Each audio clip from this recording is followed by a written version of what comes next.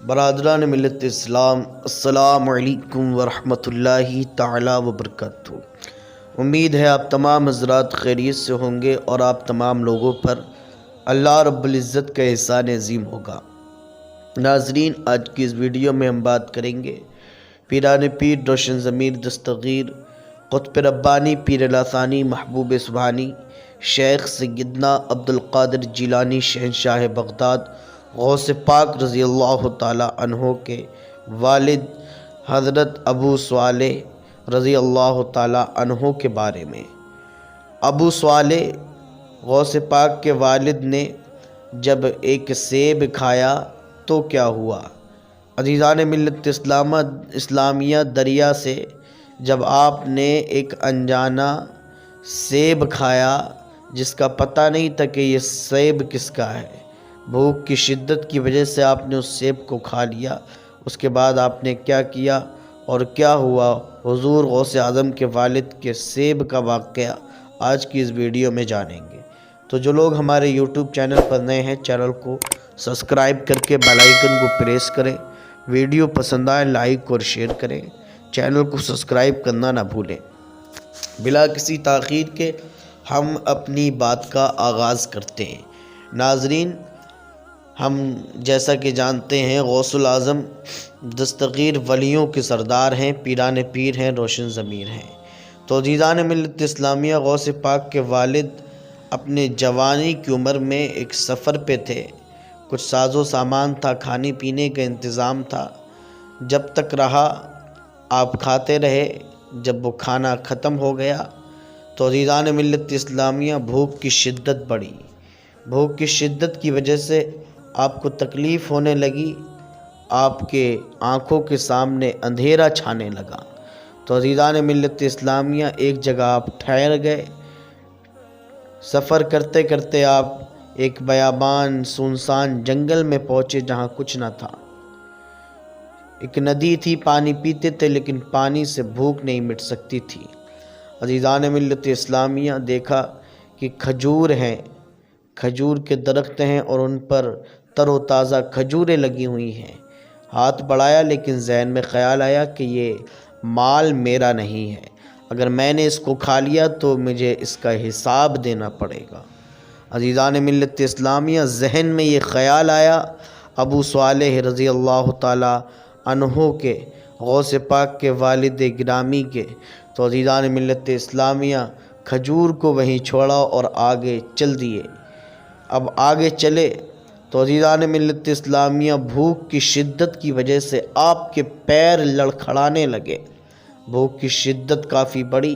تو عزیزان ملت اسلامیہ دیکھا غوث پاک کے والد نے، حضرت ابو صالح رضی اللہ تعالی عنہ نے، کہ ایک دریا میں تر و تازہ لال سرخ کلر کا سیب تیرتا ہوا آ رہا ہے۔ عزیزان ملت اسلامیہ آپ نے سیب اٹھایا اور بھوک کی شدت تھی، آپ نے فوراً اس کو کھا لیا۔ جب آپ نے کھا لیا تو عزیزان ملت اسلامیہ آپ کو سکون ملا، پھر ذہن میں خیال آیا، پھر آپ نے سوچا کہ میں نے یہ سیب تو کھا لیا لیکن یہ سیب ہے کس کا؟ یہ میرا تو ہے ہی نہیں، اور یہ حقوق اللہ نہیں بلکہ حقوق العباد ہے۔ اللہ سے معافی مانگنے لگے، مولا مجھے معاف فرما دے، میں جانتا نہیں تھا یہ سیب کس کا ہے، مولا مجھے معاف فرما دے، میں نے اپنی جان پہ ظلم کر لیا۔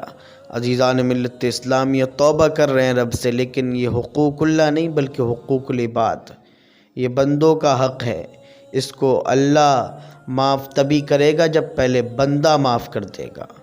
عزیزان ملت اسلامیہ تو غوث پاک کے والد گرامی اسی دریا کے کنارے سے جس راستے سے وہ سیب بہتا ہوا آیا تھا، اسی راستے پر گئے۔ آپ نے دیکھا کہ کچھ ٹہنیاں، کچھ ڈالیاں سیب کی ہیں جو لٹک رہی ہیں دریا کے اندر۔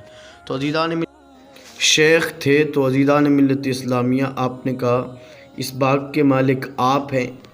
غوث پاک کے والد نے کہا کہ ہاں، اس باغ کا مالک میں ہوں۔ کہا کہ میں نے آپ کے باغ کا ایک سیب کھا لیا ہے، بھولے سے آپ مجھے معاف کر دیجیے، میں آپ سے معافی طلب کرنے آیا ہوں۔ تو عزیزان ملت اسلامیہ وہ بوڑھے شیخ شخص جو تھے باغ کے مالک انہوں نے کہا کہ نہ میں تمہارے پاس آیا نہ تم آج تک میرے پاس آیا، تم نے میرا سیب کیسے کھا لیا؟ پورا ماجرا بتایا کہ اس طریقے سے میں نے سیب کو کھایا، آپ کا سیب بہتا ہوا گیا۔ میں آیا، میں نے جانچ کی کہ یہ جو سیب کی ڈالیاں ہیں ندی میں لٹک رہی ہیں، جو میں نے سیب کھایا ہے وہ اسی باغ کا ہے۔ آپ مجھے معاف کر دیں، اس کے بدلے میں آپ چاہیں تو میں آپ کی زندگی بھر غلامی کرتا رہوں گا۔ عزیزان ملت اسلامیہ، تو جو باغ کے مالک تھے انہوں نے کہا کہ تم نے میرے باغ کا سیب کھایا ہے، اس کے بدلے میں تمہیں میرے باغ کی رکھوالی کرنا پڑے گی۔ تو عزیزان ملت اسلامیہ، وقت مقرر کیا گیا، اتنے سال اور اتنے مہینے اتنے دن تک آپ کو باغ کی رکھوالی کرنا ہے۔ آپ نے رکھوالی کی، دن مکمل ہوئے جانے لگے، تو پھر وہی باغ والے جو تھے، باغ کے مالک جو تھے، آنے کے بعد کہا کہ کہاں جاتے ہو؟ کہا کہ میں اب جا رہا ہوں، میری مزدوری پوری ہو گئی، میری غلامی پوری ہو گئی۔ تو عزیزان ملت اسلامیہ، آپ نے کہا کہ ابھی میری شرط پوری نہیں ہوئی ہے، ابھی تمہیں اپنی معافی پوری کروانے کے لیے میں نے ابھی تمہیں معاف نہیں کیا ہے۔ میری بیٹی ہے جو آنکھوں سے اندھی ہے، دیکھ نہیں پاتی، بہری ہے، سن نہیں پاتی، گونگی ہے، بول نہیں پاتی، لنگڑی ہے، عزیزان ملت اسلامیہ چل نہیں پاتی۔ آپ نے کہا میری بیٹی لولی ہے، تو آپ کہ غوث پاک کے والد حضرت ابو صالح رضی اللہ تعالیٰ عنہ نے کہا کہ مجھے معافی پوری کرنا ہے، معافی مانگنا ہے، کیونکہ اگر میں نے معافی نہیں مانگی تو میدان محشر میں مجھے اس کا حساب دینا پڑے گا۔ آپ نے قبول کر لیا کہ ہاں میں شادی کر لوں گا۔ عزیزان ملت اسلامیہ، نکاح ہوا۔ نکاح ہونے کے بعد جب آپ نے جا کر دیکھا اپنی شریک حیات، اپنی بیوی، اپنی زوجہ محترمہ کو، تو عزیزان ملت اسلامیہ جس طرح بتایا گیا تھا کہ اندھی ہے، گونگی ہے، بہری ہے، لولی ہے، لنگڑی ہے، تو عزیزان ملت اسلامیہ ایسا کچھ نہیں تھا۔ جب غوث پاک کے والد نے دیکھا تو وہ خاتون تو ایک مہجبی حسین و جمیل خاتون تھی، ایسا لگ رہا تھا جیسے جنت کی حور زمین پہ اتر آئی ہے۔ عزیزان ملت اسلامیہ، آپ دوڑتے ہوئے گئے واپس اور کہا حضور، آپ نے مجھے بتایا کہ میری بیٹی لولی ہے، لنگڑی ہے، بہری ہے، اندھی ہے، ایسا کچھ نہیں ہے، آپ کی بیٹی تو حسین و جمیل ہے، آپ نے مجھے کس کے پاس بھیج دیا؟ تو عزیزان ملت اسلامیہ،